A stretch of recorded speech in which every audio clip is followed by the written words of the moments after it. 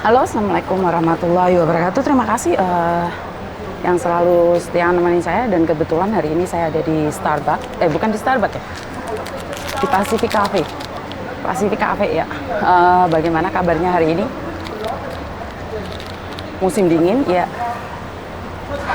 Membahas tentang kemarin ya Mbak, tentang salah satu dari teman kita yang katanya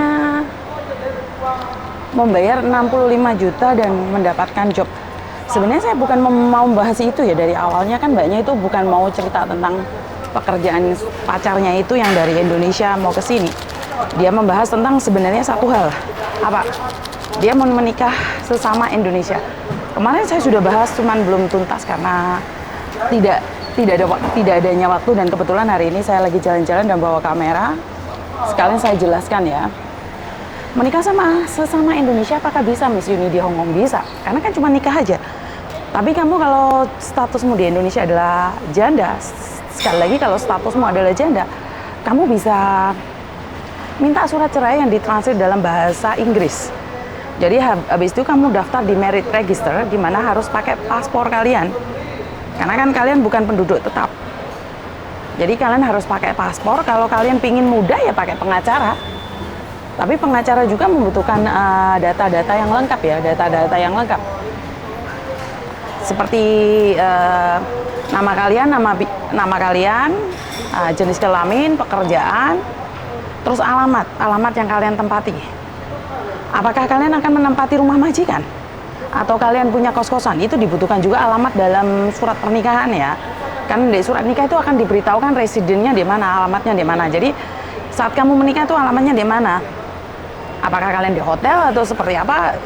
Itu yang menentukan adalah dari pihak imigrasi sendiri. Jadi sebenarnya apakah bisa, Miss? Bisa loh. Banyak artis Indonesia datang ke Hong Kong sini menikah pakai surat nikah Hong Kong kan? Iya kan? Saya sendiri nggak ada pengalaman tentang pernikahan di Hong Kong seperti apa caranya ya. Karena sesama Indonesia saya pernah dengar, tapi nggak ribet-ribet juga kan, mereka sudah punya status sendiri. Yang penting mereka punya paspor. Tapi kalau dalam kasusnya mbaknya kemarin, saya sedikit pertanyaannya mbak ya. Kenapa? Karena gini loh, kenapa saya sengaja ambil foto ini agar kalian paham apa sih yang dimaksud dengan illegal worker. Nah ini ya, bisa diperjelas di sini. Jadi barusan saja saya ambil foto ini tentang illegal worker. Kalian tahu artinya? Oke, saya artikan di sini.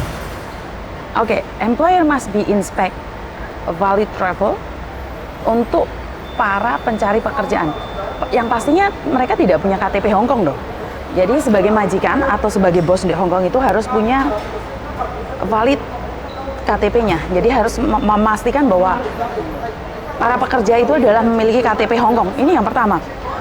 Terus, dan di sini dijelaskan sekali mbak ya, di sini dijelaskan sekali bahwa jangan pernah ngejeng orang atau mempekerjakan seseorang kalau dia adalah visitor. Visitor adalah turis, pelajar, atau pekerja. Pekerja di mana yang dimaksud pekerja adalah termasuk pembantu, kan sebagai pekerja. Jadi di kontraknya tertera apa, ya di situ yang harus dijelaskan dan diterangkan. Jadi kalian nggak bisa seenaknya aja bekerja karena kalian turis, terus melakukan kerja part-time. Itu tidak boleh, itu tidak diizinkan di Hong Kong. Terus travel agency endorsement. Kenapa? Karena setiap kali yang punya visa turis atau visitor, pelajar dan pekerja itu kan ada endorsement-nya, Mbak. Endorsement itu termasuk yang di kertas visa kalian itu dikatakan di mana kalian harus ada, di mana, di alamat mana, dipekerjakan di mana. Jadi nggak iso seenaknya dewe kalian mengambil keputusan untuk seperti apa dan bagaimana. Jadi kalian nggak bisa ngomong, entar nyampe Hong Kong visanya diproses jadi visa bisnis. Halo, yang bener aja. Dan 65 juta loh mbak, sampean kesini, saya tidak tahu ya. Saya tidak sudon, saya tidak ingin bilang bahwa itu tidak mungkin. Secara logika aja mbak, Hong Kong ini sangat ketat. Kalau hanya dengan 65 juta, bisa bekerja di Hong Kong dan jadi travel atau bisnis kayaknya the best banget deh. Saya rasa banyak orang-orang di Indonesia sana akan datang ke Hong Kong sini. Bener tidak? Dengan hanya 65 juta loh. Dengan pekerjaan gaji 10 ribu atau 15 ribu atau berapapun yang dijanjikan ke mereka. Sudah berapa puluh negara yang akan datang ke Hong Kong. Jadi menurut pendapat saya adalah kalian jangan mudah tertipu gitu loh Mbak. Padahal dari KJRI sudah dinyatakan bahwa tidak ada pekerjaan itu, dan konsekuensinya buat kalian yang tetap memaksakan diri, kalian itu punya buat majikan akan didenda sebanyak 500.000 Hong Kong dolar atau 50.000 atau 500.000 Hong Kong dolar dan penjara 10 tahun.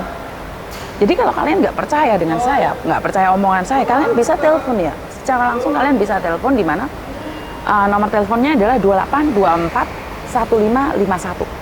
Kalian bisa menanyakan langsung ke imigrasi, benar nggak apa yang saya katakan ini? Karena ini adalah term and condition-nya punyanya imigrasi ya, bukan punya saya ya. Jadi ini informasi dari imigrasi. Di mana imigrasi memberikan denda dan denda dan konsekuensinya, karena kalau kalian percaya dengan omongan orang di luar, karena di luar itu modus Mbak, nggak ada. Saya sudah berkali-kali ngomong bahwa itu semua modus. Tak sambil ngopi ya Mbak ya. Jadi sekali lagi,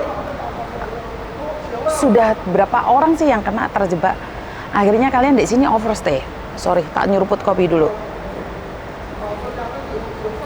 Jadi akhirnya kalian di sini overstay dan kalian sudah dimodusin terus jadi pelaku modus. Jadi sekali lagi setelah modus menjadi modus dan modus. Saya kurang tahu kenapa masyarakat kita itu lebih percaya dengan orang-orang modus. Kenapa orang-orang sekitar kita itu lebih percaya dengan apa yang dikatakan orang lain tentang uang dan uang? Saya nggak tahu ya. Saya pribadi saya merasa sangat aneh sekali. Dan dari Konsulat Indonesia pun sering mengingatkan hati-hati scam, hati-hati penipuan, hati-hati ini itu. Tapi tetap aja ya, berkali-kali saya bilang tentang ATM jangan dipinjamkan orang. Berkali-kali saya minta agar kalian tahu bahwa ATM identitas kalian itu sangat bahaya dan jangan pernah mengirimkan KTP kalian itu pada orang lain. Di sini bisa difahamin. Jadi KTP kalian itu jangan difotoin ke teman-temanmu, di paspormu dikasihkan ke orang lain, karena jika kalian memberikan pada orang lain, konsekuensinya kalau ada masalah kalian sendiri gitu loh Mbak. Jadi aku nggak tahu kenapa kalian tidak paham gitu loh. Bahaya yang mengancam kalian sendiri. Bahaya yang sebenarnya tidak mungkin terjadi kalau kita tidak ngasih ruangan pada mereka. Jadi sekali lagi buat teman-teman yang di luar sana lebih berhati-hati, lebih waspada, karena penipuan itu seperti yang kemarin saya bilang, jadi pangeran kesiangan tiba-tiba mencintaimu tuh tidak mungkin Mbak. Sekali lagi itu tidak mungkin. Dan oke, kita teruskan lagi edukasi berikutnya ya, dimana kita sering berkata dan berpikir bahwa semuanya baik-baik aja. Di Hong Kong ini ceritanya jadi gaduh-gaduh ya. Kalau kalian tahu nano gaduh-gaduh. Kenapa? Kok gitu sih, Miss? Ya iyalah, yang dari cerita lucu sampai dari cerita nangis sampai dari cerita menyakitkan itu semuanya ada lengkap. Jadi kalau kalian cuma lihat profilnya mbak-mbaknya pada hari Minggu, ya aku nggak bisa ngomong Mbak, karena profil hari Minggu adalah profil yang paling menyenangkan, profil yang paling membuat kalian happy. Jadi kita nggak bisa apa ya? Saya rasa bukan cuma Hong Kong aja ya. Yang saya tahu adalah dari beberapa negara yang kalian lihat adalah saat salah satu saudara kita yang ada di Amerika mengatakan, oh sekarang saya di Amerika, sekarang saya ada di Arab, sekarang saya ada di Taiwan, sekarang saya di Singapura.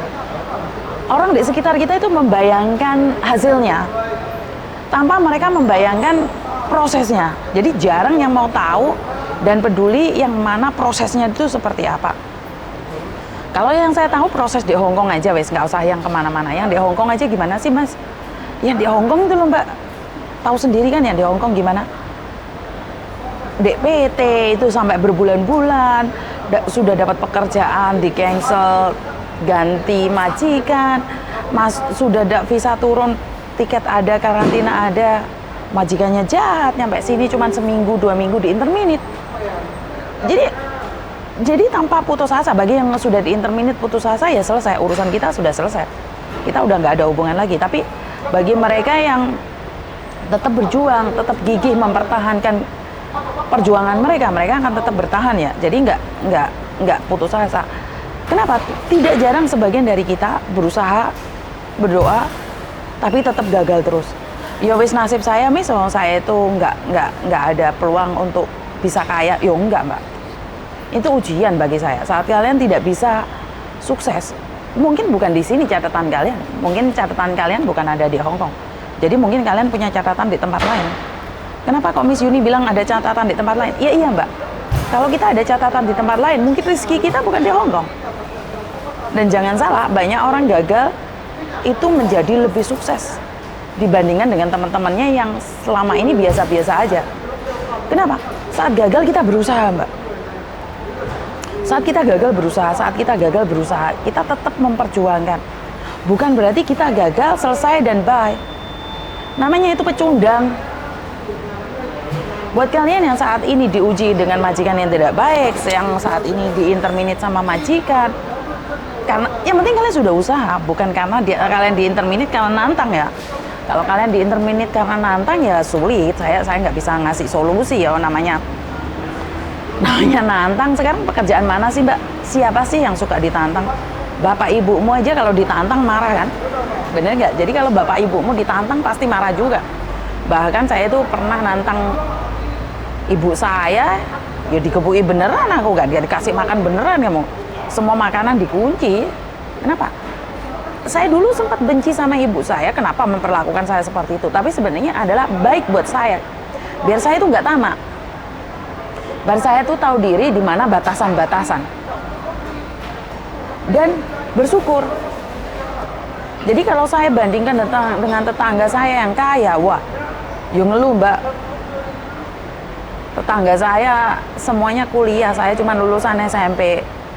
Lulusan SMP wis dilokno. Sekolah dukur-dukur atase wong kere. Paling bar yo rabi di sawah. Ya itu sering.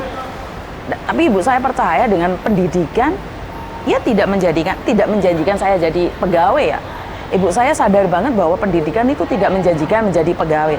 Tapi ibu saya tahu bahwa dengan pendidikan bisa bisa punya kelebihan, bisa punya kemampuan di mana selalu memilah ini yang terbaik, ini yang nggak baik, ini yang bagus, ini yang tidak bagus. Dan kalau saat kita melakukan yang tidak bagus, apakah ibu saya akan marah?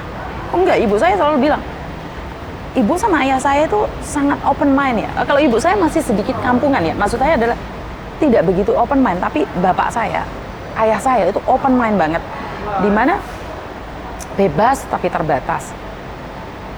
Bebas tapi terbatas itu adalah kata-kata yang dimana sebenarnya benar-benar punya efek yang sangat besar sekali.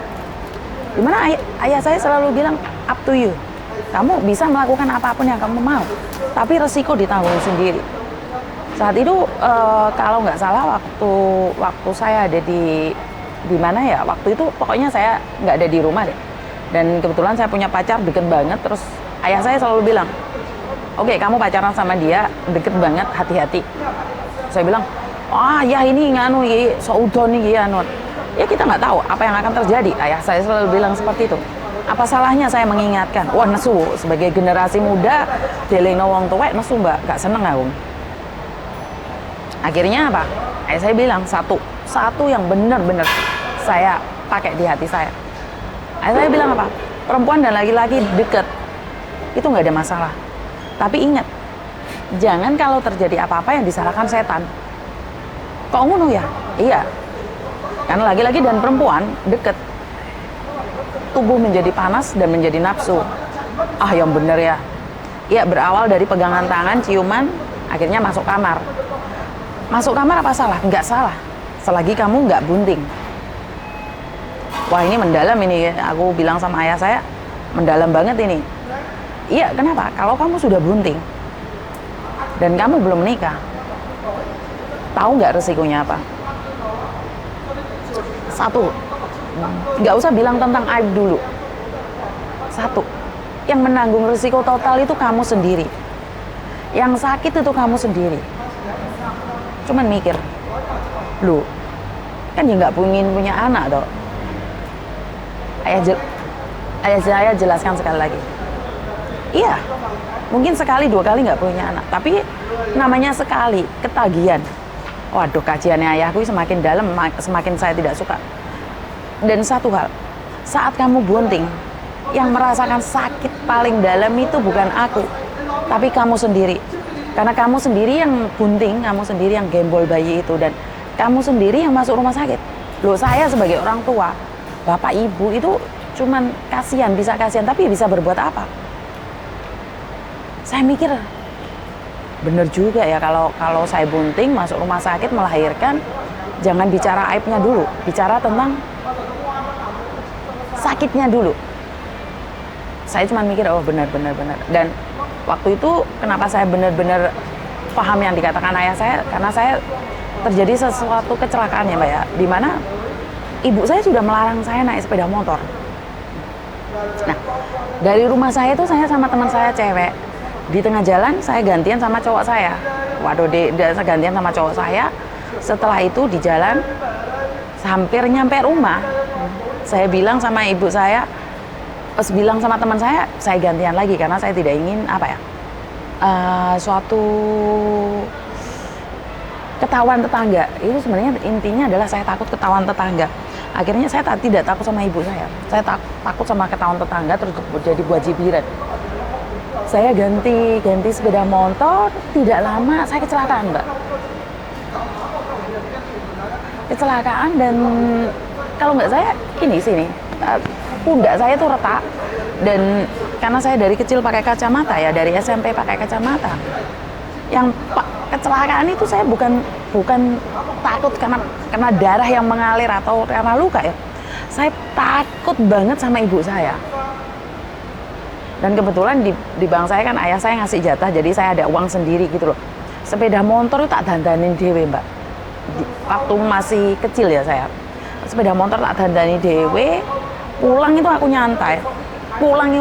Sekaligus, nggak ada masalah, berpikir bahwa semuanya baik-baik aja. Pulang, sama ayah saya ditanyain, kamu jatuh? Aku bilang enggak. Tapi aku masuk ke kamar karo nenteng tangan gini. Wah, sampean ngerti Mbak reaksinya ibuku saya apa? Bukannya disayang-sayang, ditimbang-timbang karena jatuh, swabet sikilku. Kakiku itu sabet sampai aku itu kaget. Kenapa? Bayang no, waya anak loro itu disayang-sayang apa? Ternyata ibu saya bilang, rasa no, oleh mulai gak ngerungok nih wong ngomong. Saya itu, waduh ibu ini jen nggak jelas banget. Jadi di sini saya tadi pembahasnya nggak karu-karuan ya. Jadi pertama saya cuma ingin bilang tentang masnya yang saat ini bayar 65 juta, saya tunggu kabarnya. Terus buat mbaknya yang ingin menikah dengan dia, saya cuma ingin bilang hati-hati, karena kalau sudah nyampe Hong Kong dia pasti berubah. Dan yang ketiga, apapun yang kalian lakukan, pesan moral yang ingin saya katakan adalah kalian sendiri yang tanggung risikonya, karena bukan orang lain yang akan menanggung risikonya. Sakit kalian sendiri yang merasakan. Bisa difahami di sini. Jadi sakit yang merasakan kita sendiri Mbak. Lek dilengno ojo nesu, ojo mencak-mencak, karena lek dilengno mencak-mencak, kamu sendiri yang akan hancur. Saat kamu hancur, hanya bisa menyesal. Jadi itu aja dari saya. Kebetulan jalan-jalan ngopi, tak ngopi dulu, tak seruput kopiku dulu. Kalau ada yang salah dari ucapan saya, dari kata-kata saya minta maaf. Dan wassalamualaikum warahmatullahi wabarakatuh. Berkat Tuhan mengalir atas kita semua. Semoga semua makhluk bahagia dan bye.